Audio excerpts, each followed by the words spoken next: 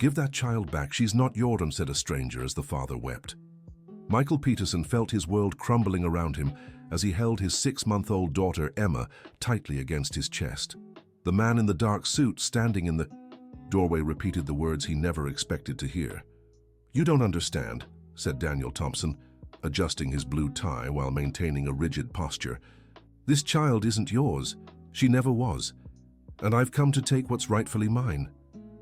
The tears Michael had been holding back began to stream down his weary face. For the past 6 months since Emma was born, his life had completely transformed. Every smile of hers, every cry, every sleepless night, it had all built a bond that this stranger now threatened to shatter with cruel words. "You're mistaken," Michael managed to say, his voice choked. "Emma is my daughter. I was there when she was born. I cut the umbilical cord, I signed all the papers." Daniel took a step forward, and Michael instinctively stepped back, shielding the baby who slept peacefully in his arms, unaware of the drama unfolding. "Papers can lie, Mr. Peterson, but DNA doesn't. And I have proof that this child carries my blood, not yours." Michael's legs trembled. How was this possible? His wife Jessica had left 3 months ago, leaving only a note saying she couldn't bear their life anymore. Since then, he had raised Emma alone, dedicating every free moment to the little girl who had become his reason for living. "I don't know who you are, but I need to ask you to leave my home." Michael tried to sound firm, but his voice betrayed his desperation. "If you have a complaint, take it to court. Now please." Dear listener, if you're enjoying the story, don't forget to like and especially subscribe to the channel. It helps us a lot as we're just starting out. Now continuing, Daniel didn't move. Instead, he pulled an envelope from his jacket pocket and held it out to Michael. "Here are the test results. I made sure to get 3 different labs so there'd be no doubt. Emma is my biological daughter. Jessica lied to you all this time." Michael stared at the envelope as if it were a snake ready to strike. He didn't want to take it, didn't want to see it, didn't want any of it to be true. Emma stirred in his arms, making a small noise that broke his heart. How could there be a test saying she wasn't his daughter when every cell in his body recognized her as part of himself? Even if this is true," Michael swallowed hard, "I've raised her since birth. My name is on the birth certificate. Legally you relied on a fraud," Daniel interrupted. "Jessica came to me 2 weeks ago. She told me the whole truth. How she found out she was pregnant with my child but was already married to you. How she decided to hide it and make you believe you were the father. The ground seemed to open beneath Michael's feet. Jessica had done this. The woman he'd shared 5 years of his life with had been capable of such cruelty. He looked at Emma, her peaceful little face, her tiny hands clenched in small fists. No matter what any test said, she was his daughter in every way that mattered. "Why only show up now?" Michael asked, his mind struggling to process the situation. "Why wait 6 months?" Daniel sighed, and for the first time, his stern expression softened slightly. "I didn't know. Jessica never told me about the pregnancy. We ended our involvement over a year ago. I only found out when she showed up at my office in tears saying she couldn't live with the lie anymore." Michael felt a wave of anger mixed with pain. Jessica had destroyed 2 lives, his and Daniel's, with her lies. And now, the one who would pay the price was Emma, an innocent child caught in the middle of all this chaos. "Where is Jessica now?" Michael asked, though he feared the answer. "She refused to tell me. She just left a power of attorney authorizing me to take Emma and said she wanted no further contact with the situation. She washed her hands of it, so to speak." The bitterness in Daniel's voice was palpable. Michael realized the man before him was also a victim of Jessica's lies, but that didn't change the fact that he was here to take Emma away. "Listen," Michael said, adjusting the little girl in his arms. "I understand you were deceived too. But Emma knows me as her father. I'm the one she turns to when she cries, the one who feeds her, who sings her to sleep. You can't just show up and what do you suggest?" Daniel crossed his arms. "That I just walk away and forget I have a daughter? that I let my own flesh and blood be raised by a stranger. We're not strangers. Michael raised his voice and Emma stirred. He immediately softened his tone, gently rocking her. We're not strangers, he repeated calmly. We've been father and daughter for 6 months. That has to count for something. Daniel ran a hand through his hair, a gesture that betrayed his own inner turmoil. Look, I didn't come here to be the villain. I have a 5-year-old daughter from a previous relationship. I know what it means to be a father, and that's exactly why I can't just leave Emma behind. Michael felt desperation rising. The man before him wasn't a heartless monster. He was another father fighting for his child. That made everything even harder. Can we talk about this? Michael suggested. It doesn't have to be like this on the doorstep, as if it's some kind of battle. Emma deserves better. Daniel seemed to consider for a moment, then nodded. You're right, we can talk, but I want to make one thing clear. I won't give up on her. She's my daughter and I have rights. Michael motioned for Daniel to come inside. The living room, which had always been his refuge, now felt like a battlefield. Emma's toys were scattered across the floor, the colorful mobile he'd put together, the stuffed animals he'd bought one by one, each item a memory of the last 6 months. Would you like coffee? Water? Michael offered, more out of habit than courtesy. Water's fine, Daniel replied, sitting stiffly on the couch. Michael went to the kitchen, still holding Emma. He couldn't let her go for even a second, as if he feared Daniel might snatch her away the moment he turned his back. He filled a glass with one hand, his movements automatic from learning to do everything while holding a child. When he returned, he found Daniel looking at the photos on the shelf. They were all of Emma, from the day she was born to just the week before when she'd laughed for the first time. You really love her, Daniel said. It wasn't a question. More than my own life, Michael answered without hesitation. I understand. Believe me, I do. But try to see it from my side. Finding out you have a daughter you never knew, that a man is raising her. I'm not just raising her, Michael interrupted. I'm her father. Not biologically, apparently, but in every way that matters. Daniel sat back down, sipping his water slowly. Jessica came to me because she has cancer, he said suddenly, and Michael felt the air leave his lungs. Terminal. She wanted to settle this before, well, she said she couldn't leave this lie behind. Michael sank into the opposite chair, the weight of the revelation hitting him like a punch. Jessica was dying. The woman he'd once loved, who had betrayed him so cruelly, was facing the end, and his final act had been to destroy the world he had built with Emma. She wants to see Emma? He asked, surprised by his own concern. No, she was very clear about that. Said Emma is better off without her, that she'd only bring more pain. That's why she gave me the power of attorney and disappeared again. Silence stretched between them, heavy and uncomfortable. Emma chose that moment to wake up, her little eyes opening slowly. She looked at Michael and smiled, that toothless smile that brightened his hardest days. Hi, Princess, Michael murmured, and she gurgled in response. Did you sleep well? Daniel watched the interaction with an unreadable expression. Michael saw pain in his eyes, the pain of a father watching another man share moments with his daughter. Can I hold her? Daniel asked hesitantly. Michael felt every muscle tense. His first instinct was to say no, hold Emma tighter, and send him away. But he looked into the other man's eyes and saw the same desperate love he felt. Daniel was also a victim in this story. She might not recognize you, Michael warned, but carefully stood and stepped closer. Daniel held out his arms and Michael, his heart tight, passed Emma to him. The little one studied the unfamiliar face curiously, but didn't cry. Daniel held her gently, as if cradling something infinitely precious and fragile. Hi, Emma, he said softly. His voice faltered. Michael watched the moment, his heart breaking into 1,000 pieces. He saw in Daniel's gestures the same tenderness he himself showed. The man knew how to hold a baby, knew the right way to support her tiny head, the gentle sway that soothed her. Your other daughter, what's her name? Michael asked, trying to fill the painful silence. Lily, Daniel replied without taking his eyes off Emma. "She lives with her mother in Chicago. I see her every other week. That must be hard," Michael remarked, and Daniel nodded. "It's hell, that's why when I found out about Emma..." He paused. "I promised myself I wouldn't go through that again, that I'd fight to keep her close." Emma began to fuss, making those little noises Michael recognized as hunger cues. Instinctively, he stood. "She's hungry.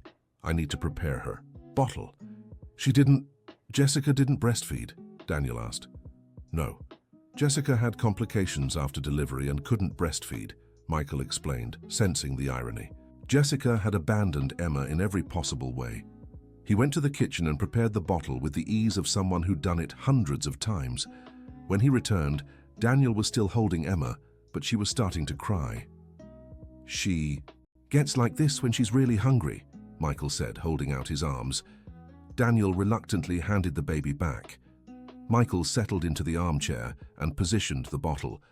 Emma immediately calmed, sucking vigorously. "You make that look easy," Daniel observed. "6 months of practice," Michael replied. "I know exactly the angle she likes, the perfect temperature, when to take breaks to avoid colic. I missed all of that." Daniel's voice was bitter. "The first smiles, the first sleepless nights, the first baths." Michael didn't respond. What could he say? That he was sorry, that it was no one's fault but Jessica's? Nothing seemed adequate. "What do you do for a living, Mr. Thompson?" he asked, changing the subject. "Daniel, please. I'm a civil engineer. I own a mid-sized firm here in Austin. And you?" "Michael. I'm a high school history teacher. That's how I managed to organize my time with Emma. School hours let me spend afternoons with her. And you plan to keep it that way? A single man raising a baby alone." Michael sensed the challenge in the words, but refused to take the bait. "Lots of people raise children on their own. It's not ideal, but it's possible. And Emma hasn't lacked for anything." "I'm not saying she has," Daniel Thompson quickly clarified. "I'm just thinking about the future. A little girl needs female role models, a family structure." "My mother lives nearby," Michael Peterson cut in. "Emma has her grandmother. She has the teachers at the daycare where I plan to enroll her. She'll have everything she needs." Daniel stood up and began pacing the room, clearly agitated. "This isn't right. None of this is right. I should have known my daughter from the beginning. I should have cut the umbilical cord, should have helped choose her name with her mother. But that's not how it happened," Michael said firmly. "And we can't change the past. The question is, what do we do now?" Emma had finished half her bottle, and Michael placed her over his shoulder to burp her. His movements were automatic, the result of countless repetitions. "What I want is to take my daughter home," Daniel finally said. "Hire a nanny, set up a nursery, give her everything she deserves. And what she deserves is to be ripped away from the only home she's ever known," Michael countered. "From the only father she's ever known? She's a baby, she'll adjust. It's not that simple." Michael raised his voice again, catching himself when Emma startled. "Sorry, princess," he murmured to her before continuing. "Babies form bonds. She recognizes me by my scent, my voice, my touch. Taking that away from her would be cruel." Daniel stopped pacing and faced him. "Then what do you suggest? That I just accept visiting her on weekends like some distant uncle?" "I don't know," Michael admitted. "I just know we need to think about what's best for Emma, not for us." "The best for her is to be with her biological father," Daniel insisted. "The best for her is to be with the person who loves her and knows her needs," Michael shot back. They stared at each other, two fathers fighting over the same treasure, neither willing to yield. Emma, oblivious to the conflict, had fallen asleep again after burping, her tiny body relaxed against Michael's chest. "I'm going to hire a lawyer," Daniel announced. "I don't want it to come to that, but if it has to..." "Do what you think is necessary," Michael replied, though the words stung. "But know that I'll fight too. I'll fight with everything I have." Daniel nodded, picking up the envelope he'd left on the coffee table. "The test results, in case you want to verify them yourself." Michael made no move to take the envelope. He didn't need test results to know the truth. He saw it in Daniel's eyes, the same certainty he'd seen when Jessica was pregnant. Somehow, deep down, a part of him had always known something was wrong. Jessica had been distant during the pregnancy, avoiding talk about the baby, about future plans. "I'll leave my card," Daniel said, placing a business card beside the envelope, "in case you change your mind about talking this out civilly."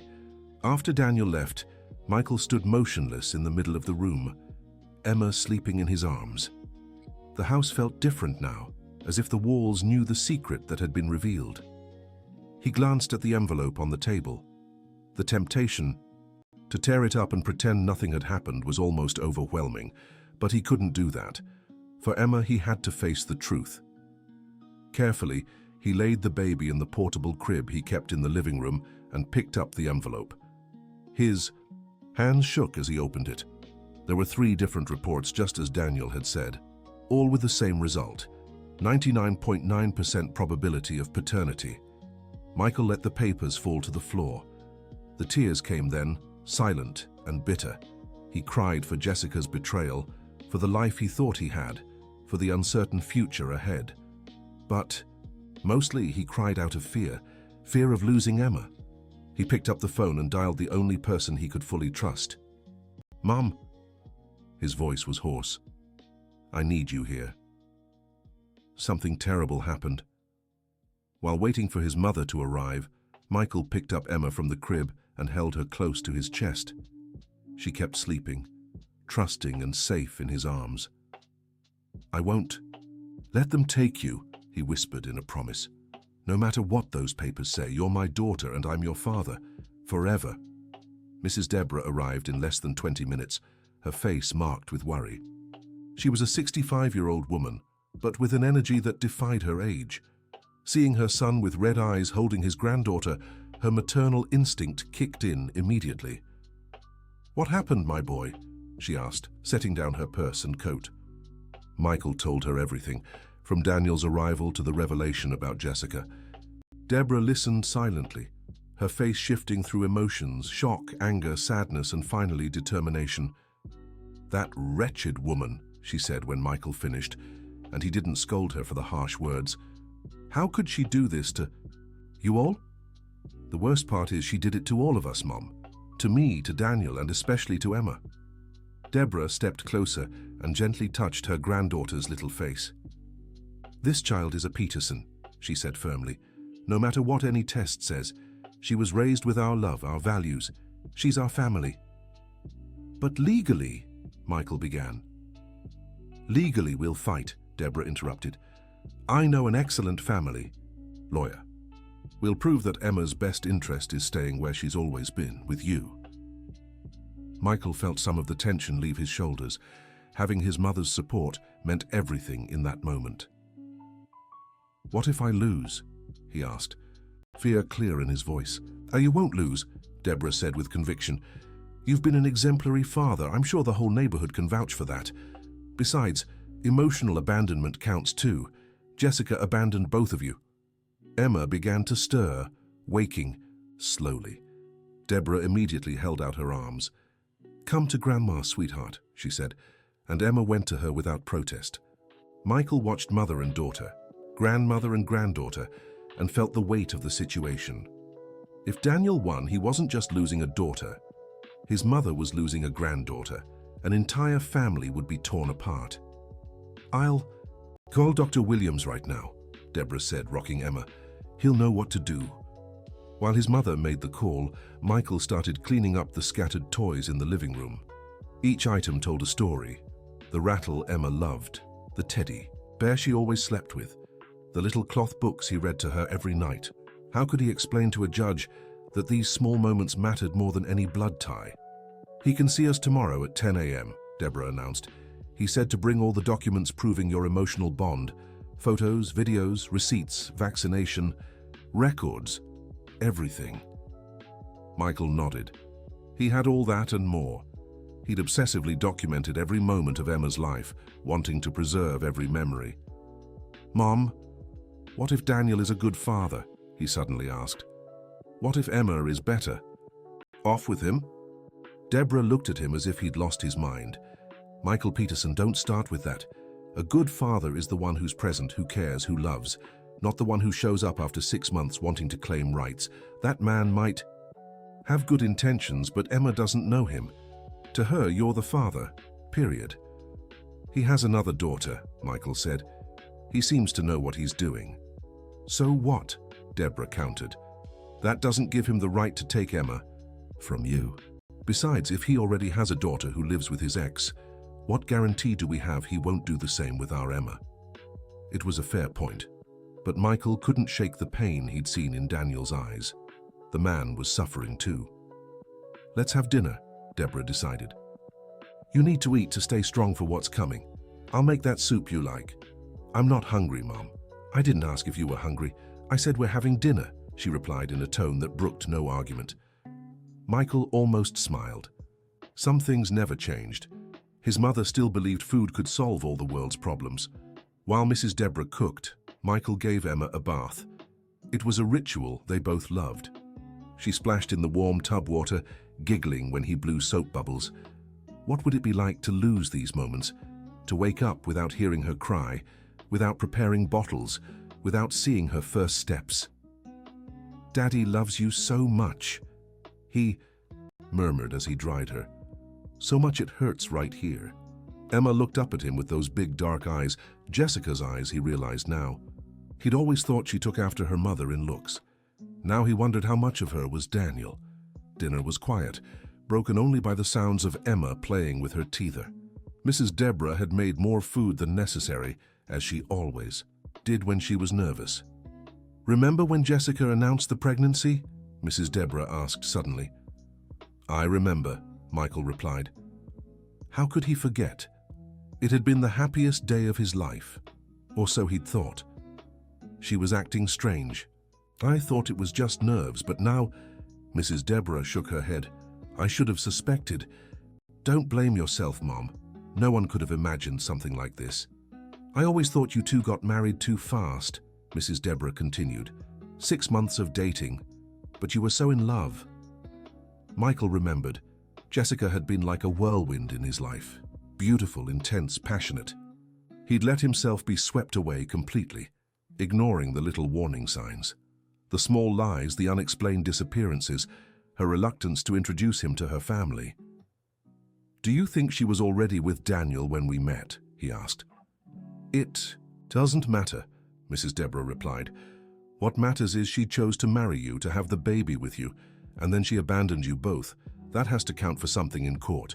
After dinner, Michael spent hours organizing documents. Every photo was proof of his love, every receipt a record of his care. He prepared a folder with everything, from the hospital bracelet to the video of her first bath at home. Emma fell asleep early, exhausted by the day's events, even if she didn't understand the adult's drama. Michael stood by the crib watching her sleep. Her chest rose and fell rhythmically, her tiny hands open in complete relaxation. Sleep well, princess, he whispered. Daddy's going to fight for you. Mrs. Deborah said goodbye with a tight hug. Try to rest, she advised. Tomorrow will be a long day. But sleep didn't come.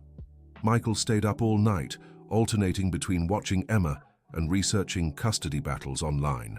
The cases he found weren't encouraging. Biological parents usually had preference, especially when they could provide good conditions. At 3 in the morning, Emma woke up crying. Michael picked her up and prepared a bottle, the familiar routine calming his nerves. As she drank, he spoke to her softly. You know, Princess, I met your mom at a cafe. She spilled coffee on my shirt and was so embarrassed she offered to pay for dry cleaning. I said I'd rather have dinner as payment. He smiled at the memory, even if it was now tainted. I thought I'd won the lottery when she said yes. Emma watched him intently, as if understanding every word. When she told me she was pregnant, I promised I'd be the best dad in the world. And I tried, Emma, I swear I tried. I read all the books, took first aid classes, practiced diapering on a doll. Tears came again, silent. I just never thought I'd have to prove I deserved to be your dad. I thought love would be enough. The next day dawned cloudy, matching Michael's mood. He dressed Emma with extra care, choosing the outfit she looked prettiest in, a little pink dress with butterfly details that her mother had bought. Dr. Williams' office was in downtown Austin, in an old but well-maintained building. The lawyer was a middle-aged man with thinning hair and sharp eyes behind thick-framed glasses. Mrs. Deborah gave me a heads up about the situation, he said after introductions. It's a complex case, I won't lie, but not impossible. What do we need to do? Michael asked, adjusting Emma on his lap. First, let's establish some facts. Are you listed as the father on the birth certificate? Yes, I signed everything at the hospital. Good. That gives us a solid legal foundation. Did Mrs. Jessica sign any documents relinquishing custody? She only left a letter saying she was leaving, Michael said, pulling the envelope from his pocket. He had carried it since the day he found it. Dr. Williams read it carefully, taking notes. This is good. It shows emotional abandonment. And Mr. Daniel? Has he offered any kind of agreement? He wants Emma, said he'll fight for her. I see. But legally, he'd first need to prove paternity in court, then challenge your registration, and only then file for custody. It's a long process. How long? Michael asked hopefully. Months, maybe years if there are appeals. During that time, Emma would stay with you, which would strengthen your bond even more. It was the first good news in 24 hours. Michael felt some of the weight lift from his shoulders. But, the lawyer continued, if he really is the biological father and can prove it eventually, I know, Michael cut in, but by then she'll be a child, not a baby. She'll have memories, established bonds. Exactly. That's why I suggest documenting everything. Every moment, every milestone, we need to build a strong case about your role as her father and what's in the child's best interest. Dear listener, if you're enjoying the story, don't forget to like and subscribe to the channel. It really helps us as we're just starting out. Now, back to the story. They left the office with a to-do list and a sense of direction. It wouldn't be easy, but there was hope. On the way home, Michael's phone rang. Unknown number. Hello? Michael? It's Daniel. Can we talk? Michael's stomach tightened. About what? About Emma. About us. About finding a solution that doesn't ruin her life. There was something different in Daniel's voice. The aggression from the day before was gone, replaced by exhaustion. Where do you want to meet? Michael asked after a pause. How about that cafe on Main Street? Neutral ground.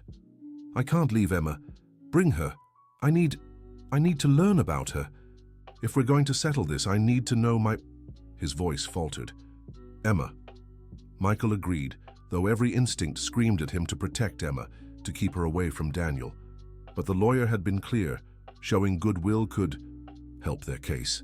The cafe was relatively empty for a weekday. Daniel was already there at a corner table, looking like he'd slept as poorly as Michael. Thanks for coming, he said as Michael sat down. What changed since yesterday? Michael got straight to the point. Daniel rubbed his face, a gesture of exhaustion. I spent the night thinking. I called Jessica. Michael straightened in his chair. And? She confirmed everything. But she also told me things that... He paused, looking at Emma, who was watching the cafe's activity with curiosity. She said you were the only one who wanted this child from the start, that she thought about not going through with the pregnancy. Michael's blood ran cold. She never told me that. Of course not, but she said you were so happy, so excited about becoming a father that she couldn't bring herself to. He said that if it weren't for you, Emma wouldn't exist. The words hung in the air between them. Michael looked at Emma, imagining a world where she didn't exist, and felt sick. Why are you telling me this, Mert? He asked. Because I spent the night hating you, Daniel admitted. Hating you for having what was mine, for living the life I should have lived. But then I realized you didn't steal anything. From me. You saved my daughter, before she was even born. Emma chose that moment to let out a happy little squeal, slapping her tiny hands on the table. Both men smiled involuntarily. She always gets like this in new places, Michael explained. Loves watching people. She's perfect, Daniel said softly. She is, Michael agreed. Look, Daniel started, then stopped. He took a deep breath and tried again. I grew up without a father. He left my mother when I was 2. I promised I'd never do that to my own child. You didn't abandon her, you didn't know. But now I do, and I can't just pretend I don't. Do you understand? Michael understood. If the roles were reversed, he'd be doing the same thing. "What are you proposing?" he asked. "I don't know," Daniel admitted. "I just know fighting in court will take years and hurt everyone, especially Emma. There has to be another way." "Joint custody?" Michael suggested, though the words pained him. "With a 6-month-old baby? How would that work? A week with each of us? She wouldn't even understand what's happening." It was true. Emma needed stability, routine, not a life split between two homes. "Can I ask you something personal?" Daniel asked, and Michael nodded. "Do you plan to remarry? Have other kids?" "I haven't thought about it," Michael answered honestly. "These past few months, Emma's been my whole world." "And your job, how do you manage?" "I teach in the mornings. In the afternoons, I'm with her. When I need help, my mum steps in. It's not a fortune, but we get by." Daniel nodded thoughtfully. "I could help financially. Child support, health insurance, education. It's not about money," Michael said quickly.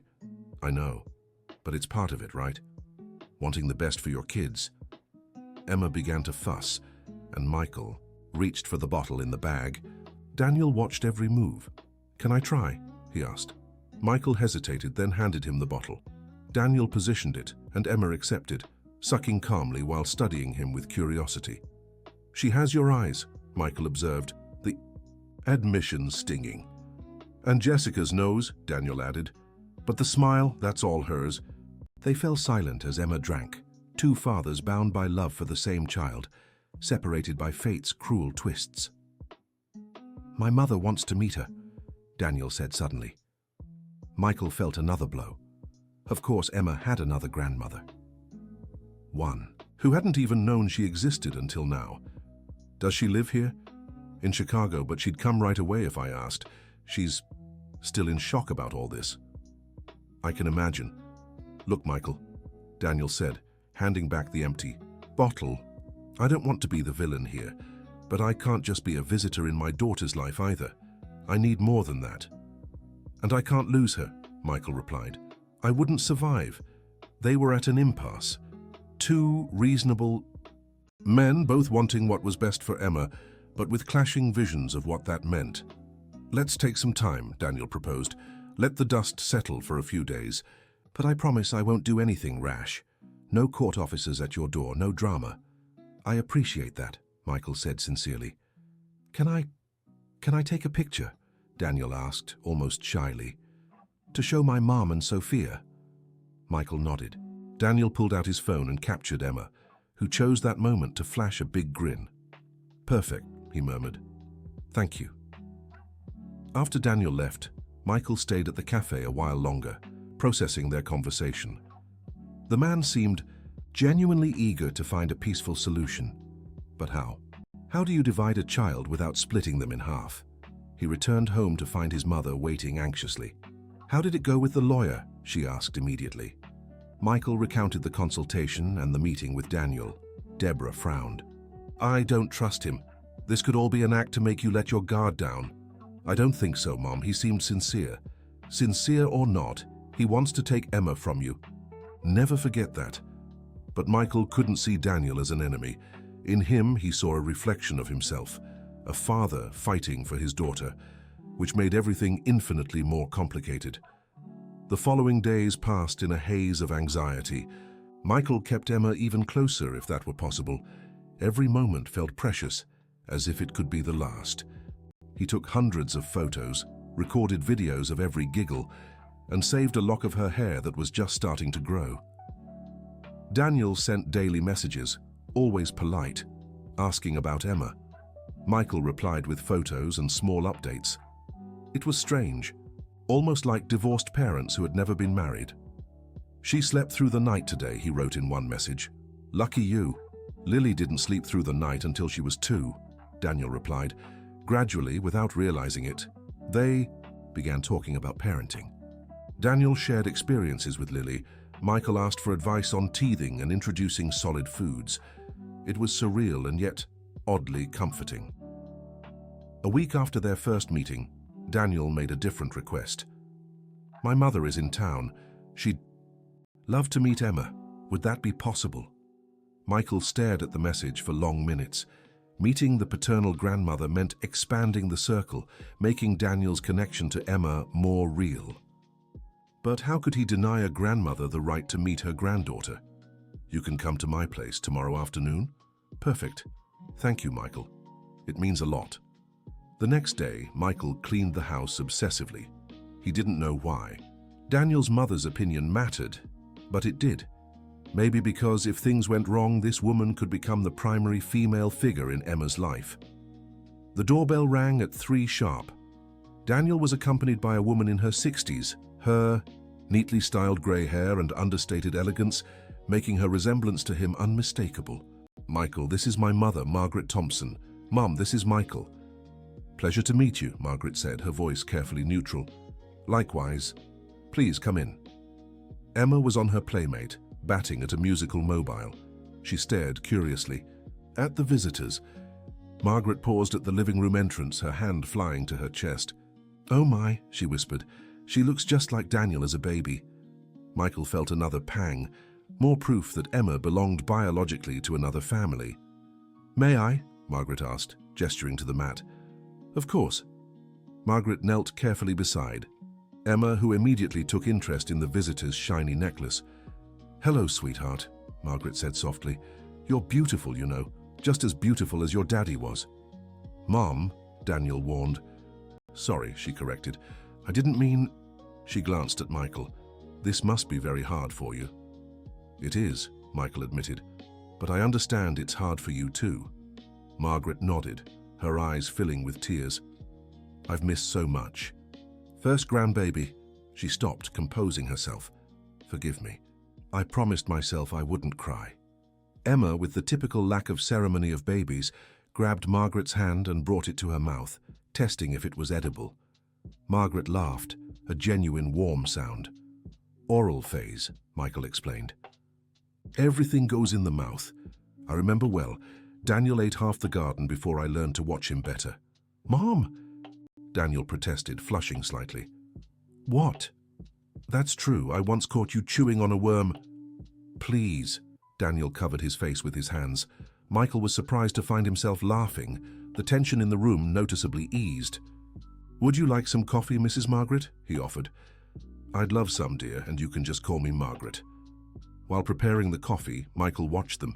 Daniel had sat on the floor too, close to his mother and Emma. The baby, as sociable as ever, was handing out smiles and happy little squeals. Is she always this cheerful? Margaret asked when he returned. Usually, yes, she only gets fussy when she's sleepy or hungry.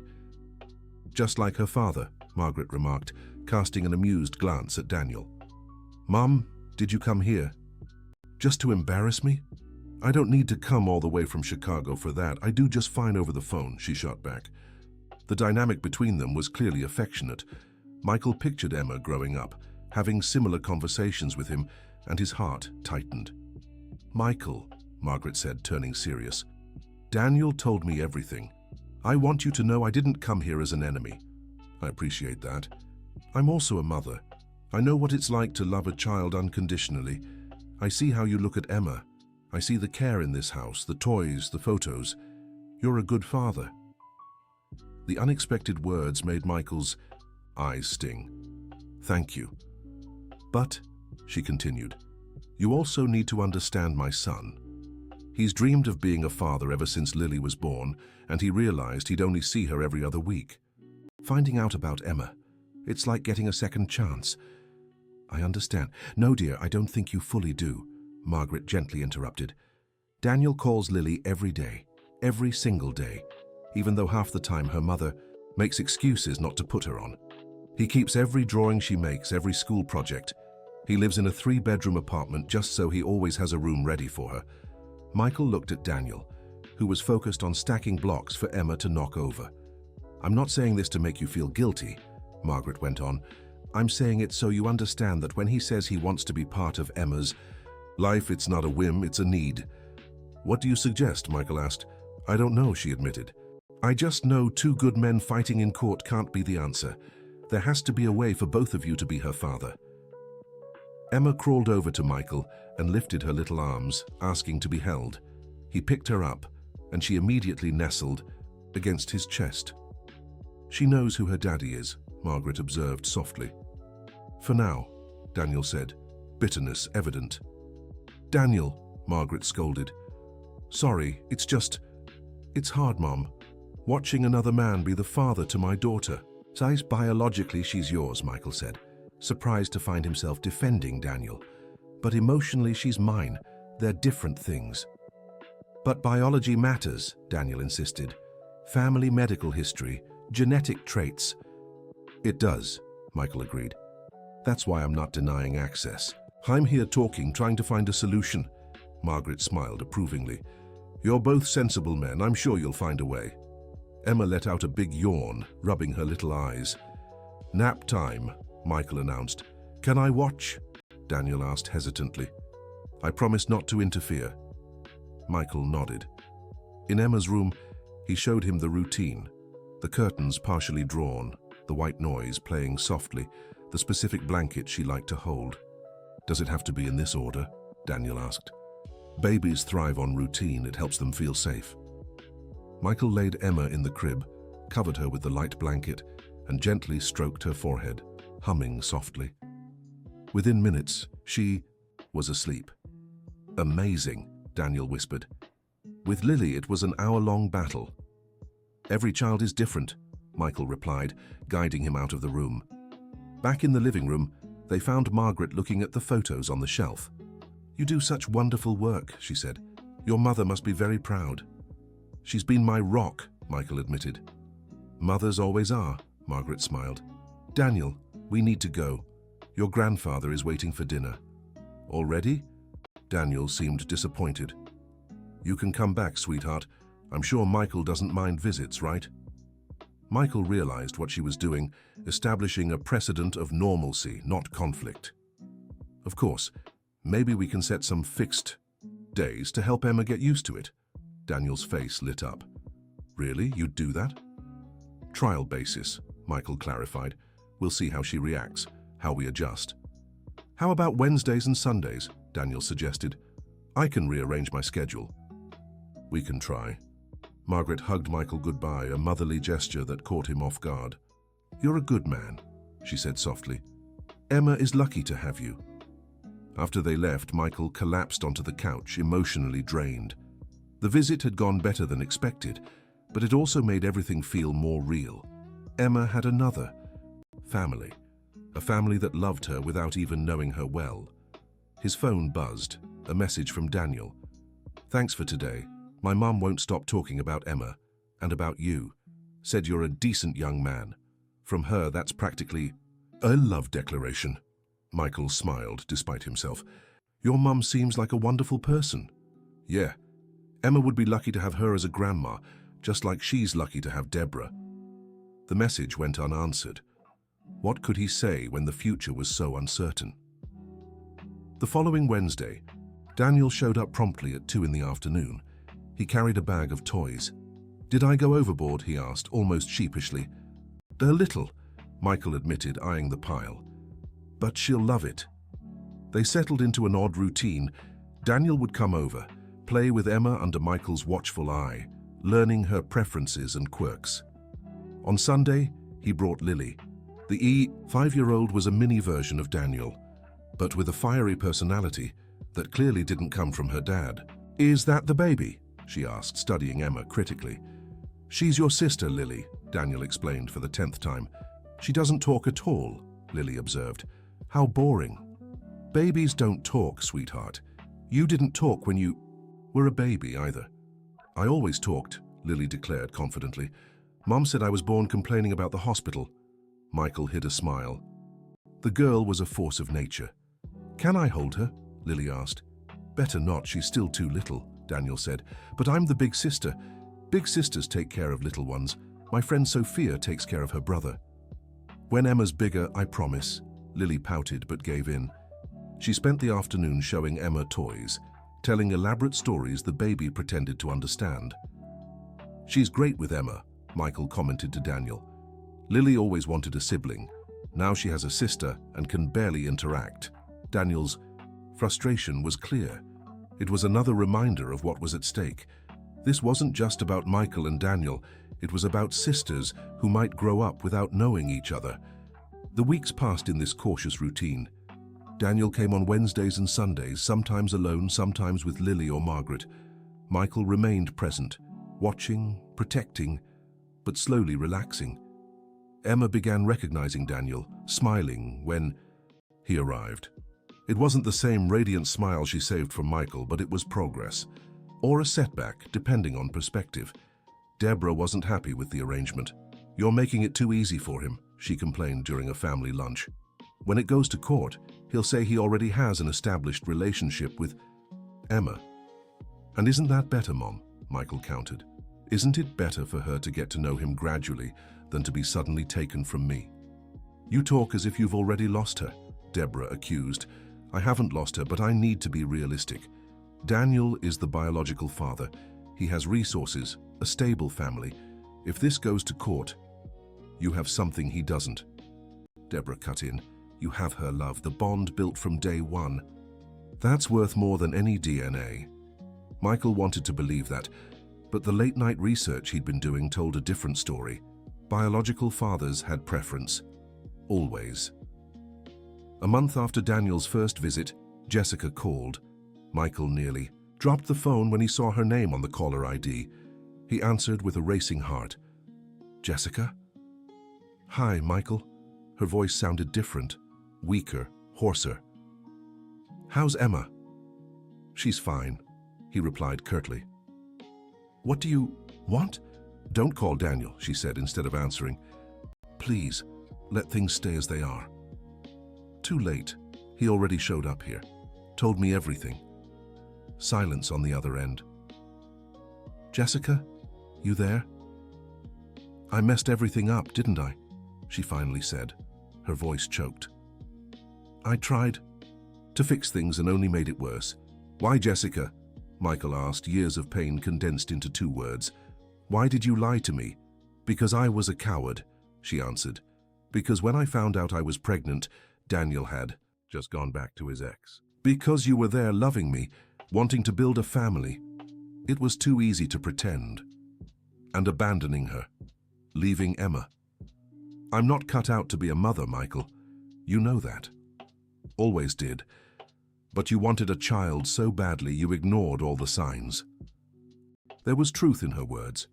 Jessica had never shown maternal instincts. It was Michael who decorated the nursery, bought the clothes, read up on child development. "Are you really sick?" he asked.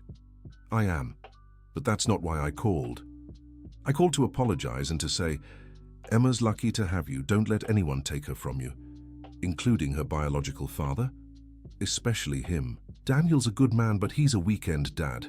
Always was with Lily. Emma needs more than that. He's changed, Jessica.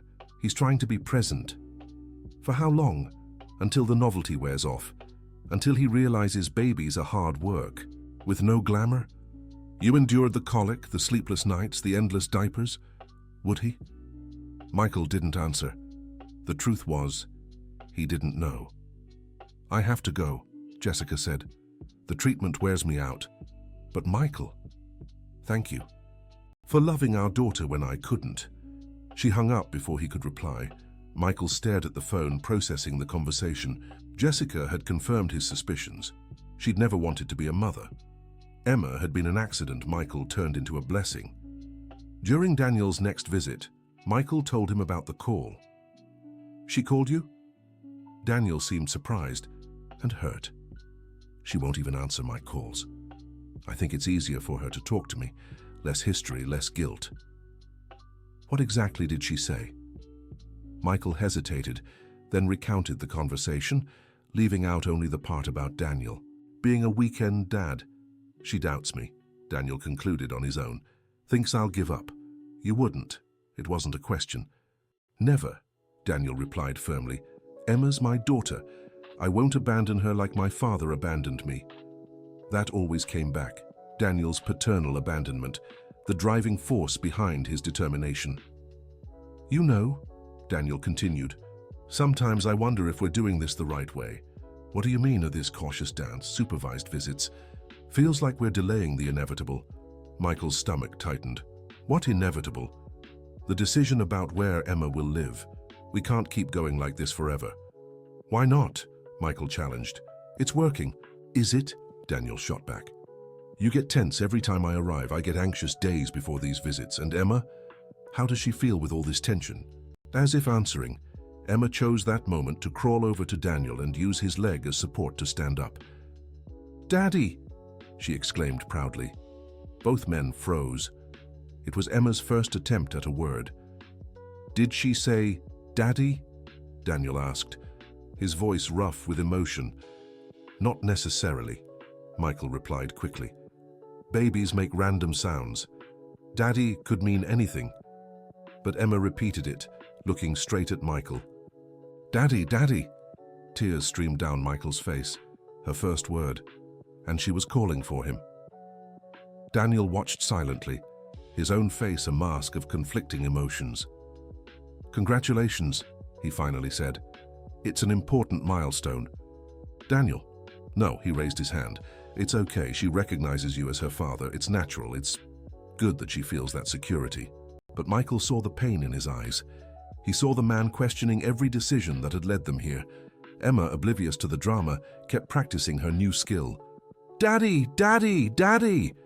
That's right, Princess, Michael said, scooping her up. Daddy's here. Daniel stood abruptly. I need to go. Daniel, wait. No, it's fine, I just need a moment. I'll be back Sunday. After he left, Michael felt awful. The joy over Emma's first word was tainted by the pain it had caused Daniel. He called his mother, needing to share the bittersweet moment. She called me Daddy, Mum, but Daniel was here. Oh, my boy, Deborah sighed. What a complicated situation. He was devastated. I saw it on his face. It's the consequence of his choices. It wasn't his choice. Michael surprised himself by defending Daniel. Jessica hid everything. But it was his choice to get involved with a married woman, Deborah countered. They broke up before Jessica met me, Michael corrected. She was already pregnant and didn't know. Oh, Deborah fell silent. That changes things. It changes everything, Mum. Daniel is as much a victim as I am, more so because he missed the first months of Emma's life. But that doesn't give him the right to take her from you now. I know, but it also doesn't give me the right to deny him fatherhood. So what will you do? It was the million-dollar question. What do you do when two people love the same child and both have valid reasons to claim her? On Sunday, Daniel arrived with a proposal. I consulted some experts, he said without preamble. Child psychologists, family lawyers, they all say the same thing. What's that? That Emma needs stability, that sudden changes at this age can be traumatic, that the ideal would be to maintain the current situation with gradual adjustments. Michael felt equal parts relief and apprehension. What kind of adjustments? Gradually increasing my time with her, maybe occasional overnight stays when she's older. Involvement in major decisions about her education, health. Basically, an informal shared custody until she's old enough to understand better. It was reasonable, more than Michael had expected. And legally? We can formalize an agreement, recognition of my biological paternity, affirmation of your role as her father, both of us with rights and responsibilities. Is that possible? In the United States, anything's possible. When both parties agree, Daniel smiled humorlessly. The hard part is when there's conflict. Emma crawled over, tugging at Daniel's pant leg. Daddy? She asked, looking between the two men. She's confused, Michael observed. Or maybe she's smarter than us, Daniel suggested. Maybe she knows she has two fathers and is okay with it. It was an optimistic interpretation, but Michael wanted to believe it. Let's try, he agreed. For Emma's sake. Daniel extended his hand and Michael shook it. It wasn't the end of the conflict, but perhaps it was the beginning of a solution. The following months were filled with delicate adjustments. Daniel increased his visits to 3 times a week. He began attending pediatric appointments and was added as an emergency contact at the daycare where Emma was enrolled. Michael struggled with jealousy every time Emma showed affection for Daniel. He fought against fear when she started calling him Danny, her version of Daniel. "Daddy and Danny," she'd say cheerfully, unaware of the complexity of the situation. Deborah remained skeptical. "It's going too well," she remarked during Emma's first birthday. "Something's bound to go wrong." "Mom, for heaven's sake," Michael scolded. "Don't jinx it." But part of him agreed. The peaceful coexistence felt too fragile, as if any strong wind could shatter it. The first test came when Daniel suggested taking Emma to meet his family in Chicago. "Just for a day," he proposed. "My grandparents really want to meet her." Michael felt panic rise. "She's never been away from me for that long." "I know, that's why I thought maybe you could come too. It'd be awkward, but..." The suggestion caught Michael off guard. "You want me to meet your family?" "Emma would be more comfortable. And with you there, and they understand the situation. It won't be confrontational." It felt surreal, but thinking of Emma, Michael agreed. The trip to Chicago was tense. Emma, strapped in her car seat between the two men, chatted happily, oblivious to the adult's anxiety. Daniel's grandparents' house was imposing in an upscale neighborhood of the city. Michael felt out of place the moment he stepped through the gate. "Grandpa might seem stern, but he's a softie," Daniel warned. "Grandma's the one who runs everything." Indeed, Mr. Thompson was an older version of Daniel, with the same habit of observing before speaking. Mrs. Thompson was pure energy, greeting Emma with joyful exclamations. "The most beautiful great-granddaughter in the world," she declared. "Come with great-grandma, sweetheart." Emma, sociable as ever, went without protest. "And you must be Michael," Mrs. Thompson turned to him. "Daniel's told us so much about you." "I hope it's good," Michael tried to joke. "He said you're an exemplary father. That Emma's lucky to have you." Michael looked at Daniel, surprised. "It's the truth," Daniel shrugged. Lunch was surprisingly pleasant. Daniel's grandparents were cultured and kind, making sure to include Michael in conversations. Emma charmed everyone, especially when she decided Mr. Thompson's mustache was the most interesting toy in the world. "She's got personality," Mr. Thompson remarked as Emma tugged at his white whiskers, "just like Daniel when he was little." "Dad, please," Daniel groaned. "What? It's true. Remember when you decided to be an astronaut and built a rocket out of your mum's pots? I was 5. And Emma will do even greater things," Mrs. Thompson declared. "With 2 fathers looking after her, she'll go far." The casual mention of 2 fathers hung in the air. It was the first time someone had said it aloud, as if it were natural. On the way back, Emma slept soundly, exhausted from all the socializing. "Thank you for coming," Daniel said as he drove. "It meant a lot to my grandparents, and to me." "Your family is kind," Michael replied. "Emma's lucky to have them." "Our families," Daniel corrected. "She belongs to all of us." It was true, Michael realized. Unintentionally, they'd created a peculiar extended family, bound by love for a little girl who knew nothing of boundaries or conventions. But Deborah was right about something going wrong. It just didn't come from where they expected. 2 months after the visit to Chicago, Jessica died. The news came through a distant cousin who found Michael's contact among her belongings. Jessica had left quietly, without warning anyone about the severity of her condition. Michael looked at Emma, now 14 months old, taking her first wobbly steps, and wondered how he would one day explain the mother who chose to leave twice. He called Daniel immediately. "Jessica died," he said bluntly. Silence on the other end. "When?" Daniel finally asked. 3 days ago. The funeral is tomorrow." "Should we go?" The question caught Michael off guard. "I think we should, for Emma. One day she'll want to know." At the funeral, it was just the 2 of them, Emma and a few distant relatives of Jessica. It was a sad and empty affair, a reflection of a life that ended isolated by its own choices. "She wasn't a bad person," Daniel said as they watched the casket being lowered. "Just lost." "I know," Michael agreed. "But she left Emma. That's unforgivable." "She left Emma with you," Daniel corrected. "Maybe it was the only right thing she ever did." Emma, in Michael's arms, pointed at a butterfly that had landed on a nearby flower. "Fie!" she exclaimed, her version of butterfly. "That's right, Princess," Michael said. "A beautiful butterfly." Maybe it was fitting. Jessica had been like a butterfly, beautiful, fleeting, impossible to hold. And Emma was her only lasting contribution to the world. Jessica's death changed something in the dynamic between Michael and Daniel. The last link to their complicated past had broken. Now it was just the two of them and Emma. "We need to talk about the future," Daniel said a week after the funeral. "I thought we had an agreement." "We do, but Emma's growing. Soon she'll have questions. We need to be ready with answers." It was true. Emma was picking up words quickly. Soon she'd ask why she had Daddy and Danny, why she lived in one house but visited another. "What do you suggest?" Michael asked. "Age-appropriate honesty.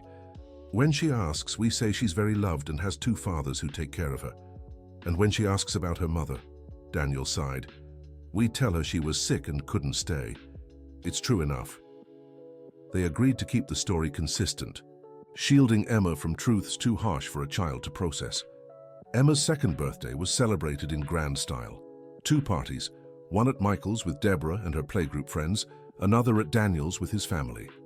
"She's going to be spoiled," Deborah remarked, eyeing the mountain of gifts. "She deserves it," Michael replied. "After all we've been through, she deserves every bit of joy." Daniel had given Emma an elaborate dollhouse, complete with miniature furniture. Michael watched as he patiently showed her each room, using different voices for every doll. "You're good at that," Michael commented. "Practice with Lily," Daniel answered, "though she prefers making the dolls fight kung fu over having tea." "Emma will probably prefer that too," Michael laughed. "She's not one to sit still." As if to prove the point, Emma abandoned the dollhouse and ran to grab a ball, kicking it with clumsy enthusiasm. "Future soccer star," Daniel observed proudly. "God help me," Michael groaned. "I can already see myself chasing her around soccer fields." "We'll see," Daniel corrected. "We share that duty too." The "we" had become natural. Without realizing it, they developed a functional partnership, always putting Emma first. But challenges still arose. When Emma spiked a high fever in the middle of the night, Michael called Daniel in a panic. 103.3, and the medicine isn't bringing it down." "I'm on my way," Daniel said immediately. "I'll call my brother-in-law. He's a pediatrician." They spent the night awake, taking turns caring for her, applying cool compresses, monitoring her temperature. When the fever finally broke at dawn, they were exhausted but relieved. "Thank you for coming," Michael said. "She's my daughter too," Daniel replied simply. "Where else would I be?" It was in these moments that the strangeness of their arrangement faded away. They were just 2 fathers caring for a sick child. Emma recovered quickly, as children do, but the episode strengthened the bond between the 2 men even more. "You know," Daniel said one day as they watched Emma play in the park, "sometimes I forget how it all started. It feels like it's always been this way." "I know," Michael agreed. "It's strange to think that 2 years ago we wanted to kill each other." "I never wanted to kill you," Daniel protested. "I just wanted my daughter." "And you got her," Michael pointed to Emma, who was trying to climb the slide from the wrong side. "Just not the way you imagined, but you got her." "We got her," Daniel corrected. "It wouldn't have worked if you hadn't been you." It was the closest they had come to a declaration of friendship. The seasons passed, bringing new challenges and joys. Emma began speaking in full sentences, mixing words in hilarious ways. "Daddy, Danny, I want dragon ice cream," she declared one day. "Dragon ice cream?" Michael asked, confused. "Green," she clarified, as if it were obvious. "Dragons are green." "She wants lime ice cream," Daniel translated. Lily went through a phase where everything was animal-related. These moments of shared understanding made co-parenting easier. Daniel knew things about child development that Michael was still learning, while Michael understood Emma's specific quirks, but not everything was smooth sailing. When Emma started having nightmares and only wanted Daddy, Daniel was visibly hurt. "It's natural," Michael tried to comfort him. "She associates you with fun and me with safety. They're different roles." "I want to be her safety too," Daniel said, frustrated. "And you will be. When she's older, she'll understand she has 2 safe harbors." Discipline also caused friction. Daniel tended to be more lenient, compensating for limited time with treats. Michael tried to maintain consistency. You can't give her chocolate every time she asks, Michael complained after finding Emma covered in it. It was just a tiny piece, Daniel defended. Daniel, she's 2.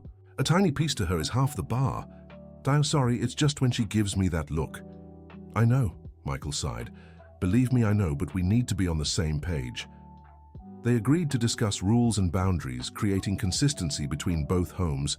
It was another step toward building a functional, if unconventional, family. Emma's 3rd birthday brought a surprise. Sophia, now 8, made an unexpected request. Dad, why doesn't Emma live with us? She asked during a visit. Daniel exchanged a glance with Michael. Because she lives with Michael, sweetheart. You know that. But why? She's my sister. Sisters live together. Not always, Daniel tried to explain. Sometimes families are different. My friend Olivia's family is different, Sophia continued. She has 2 moms. They live together and take care of her and her brother. That's another kind of family, Michael chimed in. So why don't you 2 live together? Sophia asked with the relentless logic of children. It'd be easier. Emma would have 1 room in 1 house, no more back and forth. The adults were speechless. How do you explain to a child that the seemingly obvious solution was impossible, for reasons even they didn't fully understand? It's complicated, sweetheart, Daniel finally said. Adults always say that when they don't want to explain, Sophia grumbled. Emma, who had listened without understanding, approached her sister. Lil, play with me, she asked, offering a doll. Sophia immediately forgot her questioning, focusing on her sister instead. But the question lingered in the adults' minds. That night after the girls had fallen asleep, Daniel brought up the subject. Lily has a point, he said cautiously. Daniel, Michael began, just hear me out. I'm not suggesting anything drastic, but maybe we should think about living closer, make logistics easier. Michael considered it. Currently, they lived on opposite sides of Austin, which meant a lot of time in traffic. Closer how? Same street? Same building? I don't know, I'm just thinking out loud. It was a tempting and terrifying idea at the same time, bringing their already intertwined lives even closer. Let's think about it, Michael said diplomatically. But the seed had been planted. A month later, fate intervened. Michael's landlord announced he was selling the house, giving him 60 days to find another place. It's a sign, Daniel said when he heard. There's an apartment for sale in my building, 3 bedrooms, perfect for you and Emma. In your building? Michael repeated. Different floor, Daniel clarified quickly. But it would be practical. Emma could go from one apartment to the other by herself when she's older. It was crazy, but it was the kind of crazy that made sense in their already unconventional lives. Michael visited the apartment. It was perfect, spacious, bright, with a beautiful view of the city, and it was just 2 floors below Daniel's. What do you think? The realtor asked. Michael pictured Emma running through the rooms, having her own bedroom, but being able to visit her father and sister whenever she wanted. I'll make an offer, he decided. Deborah thought he'd lost his mind. Living in the same building, Michael, that's too much. Why, Mom? We already share everything about Emma. This would just make things easier. And when you want to date someone, how will you explain living in the same building as your daughter's biological father? It was a valid question. Michael hadn't thought about romantic relationships since Jessica left. Emma consumed all his emotional energy. If someone can't accept my family situation, then they're not the right person, he replied. Deborah sighed, recognizing her son's determination. I just hope you know what you're doing. The move happened on a sunny Saturday. Daniel helped, along with a few friends of both. Emma ran between the boxes, excited by the novelty. New house, Daddy, she shouted. Danny close. That's right, Princess. Danny's going to be really close now. When they finally finished, exhausted and sweaty, they sat on the balcony of the new apartment, drinking beer, juice for Emma, and watching the sunset. Thanks for the help, Michael said. Of course, it's the least I could do. No, seriously, you made all of this possible. Another man in your place would have made our lives hell. Daniel was silent for a moment. My father abandoned me, he finally said. I grew up hating him for it. I promised I'd be different. But when I showed up at your door that day, ready to take Emma, I was being just like him, thinking of myself, not her. You changed, Michael observed. We both did. We learned to put Emma first. Emma, as if sensing they were talking about her, climbed into Daniel's lap and rested her head on his chest. Tired, little one? He asked. No, she protested, but her eyes were already closing. Michael watched the scene, his heart tight with emotion. 3 years ago, the sight of Emma in Daniel's arms would have filled him with panic and anger. Now it brought only peace. His daughter was safe, loved, exactly where she belonged. I think I'll put her to bed, Daniel said softly. Her room is the second on the right, Michael directed.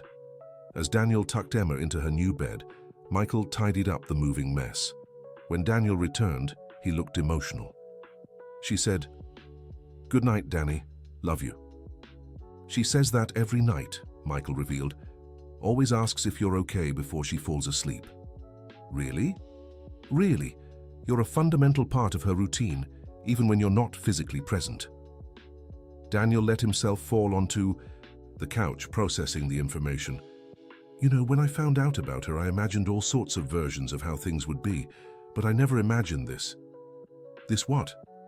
This us. Working as a team, being friends. It was the first time one of them had used the word. But it was true. At some point between the early battles and their shared routine, they had become friends. It's weird, Michael agreed, but it's good weird.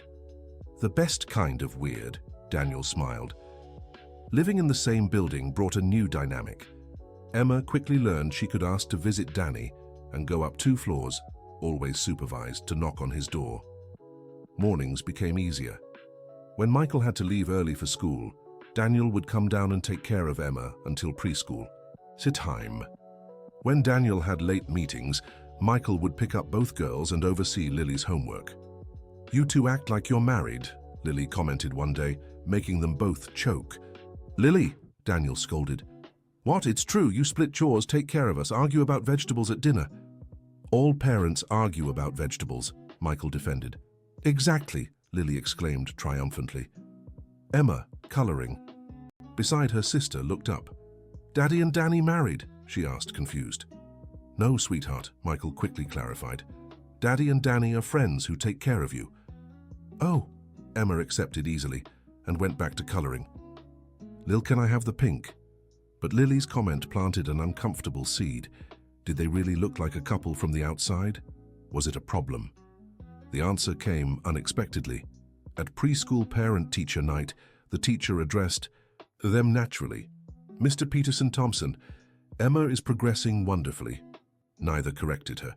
Later in the parking lot, they exchanged awkward glances. That was, Daniel started.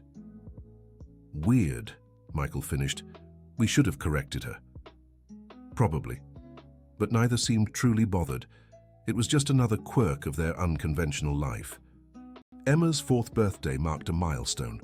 She finally understood and verbalized her family situation. I have 2 daddies, she proudly announced to anyone who would listen. Daddy and Danny, and a sister Lil. There was no confusion or sadness in her words. To Emma, having 2 daddies was as natural as the sky being blue. During the party, unified this year at Emma's request, Margaret pulled Michael aside. You've done an incredible job, she said emotionally. Emma is a happy, secure child. Not everyone could have managed that under the circumstances. She's the one who made it all possible, Michael replied. It's impossible not to want the best for Emma. Don't underestimate your part in this, Margaret insisted. You could have made my son's life hell. Instead, you gave him a family. Michael looked over to where Daniel was helping.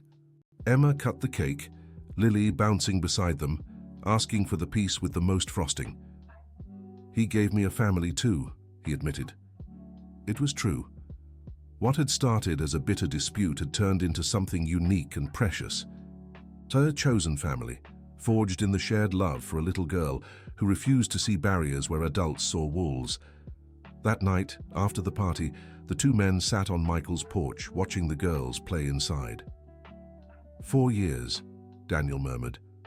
Feels like yesterday and a lifetime at the same time. I know, Michael agreed. Sometimes I look at her and still see that baby I held in the hospital. The baby I thought I'd never know, Daniel added quietly. But you did, and she loves you. She loves both of us, Daniel corrected. We're lucky. The luckiest in the world, Michael agreed. Emma appeared at the balcony door, her hair tousled from playing. Daddy, Danny, Lil said there are shooting stars tonight.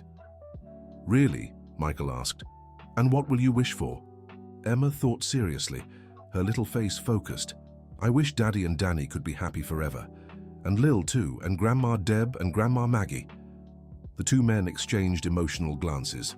Come here, princess, Daniel called, and Emma jumped into his lap. You know your wish has already come true, right? We're so happy because we have you. And each other, Emma added with the simple wisdom of children. Happy family because we're together. Michael felt tears prick his eyes. Of all the lessons they'd tried to teach Emma about their unique family, she'd understood the most important one. Love made everything possible. As they watched the stars, shooting or not, Michael reflected on the unlikely journey that had brought them here. The man who had appeared at his door demanding his daughter had become his partner, his friend, his family. Oh, you know, he said softly, careful not to wake Emma, who was starting to doze. If someone had told me 4 years ago we'd be here, you'd have called the police, Daniel finished with a smile. Probably, Michael laughed. But look where we are. Exactly where we're meant to be, Daniel said with conviction. And it was true, against all odds they'd built something beautiful and lasting. A family that defied conventions, but overflowed with love. Emma stirred in Daniel's lap, mumbling something about pink dragons. The two men smiled. Better get her to bed, Michael suggested. Let me take her, Daniel offered. Did you put Lily in the guest room? Yeah, she's already asleep. That girl has endless energy. Don't even get me started, Daniel said, carefully standing with Emma. Last week, she decided she wanted to be an inventor and took apart my blender. Did you get it back together? Sort of. Now it makes a weird noise and only works on the highest setting. Michael laughed, following Daniel to Emma's room. Together, they tucked the girl in, smoothing the blankets and leaving the nightlight on just how she liked it.